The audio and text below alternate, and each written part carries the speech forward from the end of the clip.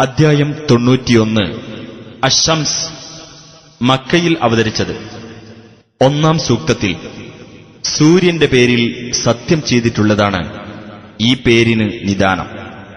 ബിസ്മില്ലാഹിർ റഹ്മാനിർ റഹീം വശംസി വദുഹാഹാ. സൂര്യനും അതിന്റെ പ്രഭയും തന്നെയാണ് സത്യം. വൽ ഖമരി ഇദാ തലാഹാ. ചന്ദ്രൻ തന്നെയാണ് സത്യം, അത് അതിനെ തുടർന്നു വരുമ്പോൾ. വന്നഹാരി ഇദാ ജല്ലാഹാ. പകലിനെ തന്നെയാണ് സത്യം, അത് സൂര്യനെ പ്രത്യക്ഷപ്പെടുത്തുമ്പോൾ. വല്ലൈലി ഇദാ യഗ്ശാഹാ. രാത്രിയെ തന്നെയാണ് സത്യം, അത് അതിനെ മൂടുമ്പോൾ.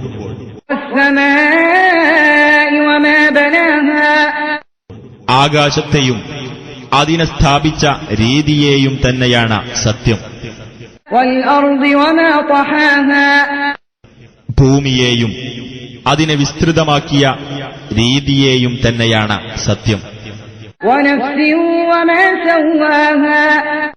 മനുഷ്യാസ്തിത്വത്തെയും അതിനെ സംവിധാനിച്ച രീതിയെയും തന്നെയാണ് സത്യം.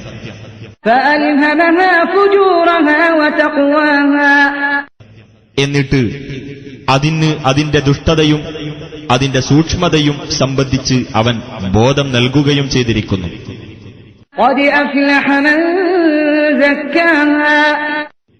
തീർച്ചയായും അസ്തിത്വത്തെ പരിശുദ്ധമാക്കിയവൻ വിജയം കൈവരിച്ചു.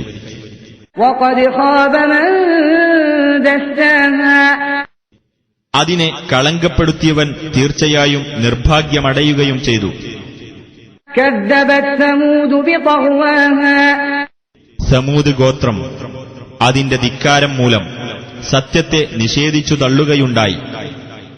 ഇദ് ബഅസ അശ്ഖാഹാ. അവരുടെ കൂട്ടത്തിലെ ഏറ്റവും ദുഷ്ടതയുള്ളവൻ ഒരുങ്ങി പുറപ്പെട്ട സന്ദർഭം. ഫഖാല ലഹും റസൂലുള്ളാഹി നാഖതല്ലാഹി വസുഖിയാഹാ.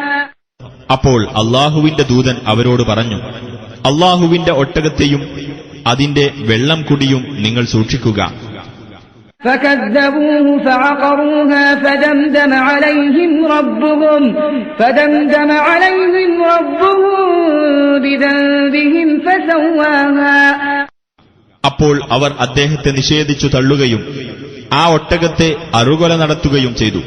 അപ്പോൾ അവരുടെ പാപം നിമിത്തം അവരുടെ രക്ഷിതാവ് അവർക്ക് സമൂല നാശം വരുത്തുകയും അവർക്കെല്ലാം അത് സമമാക്കുകയും ചെയ്തു.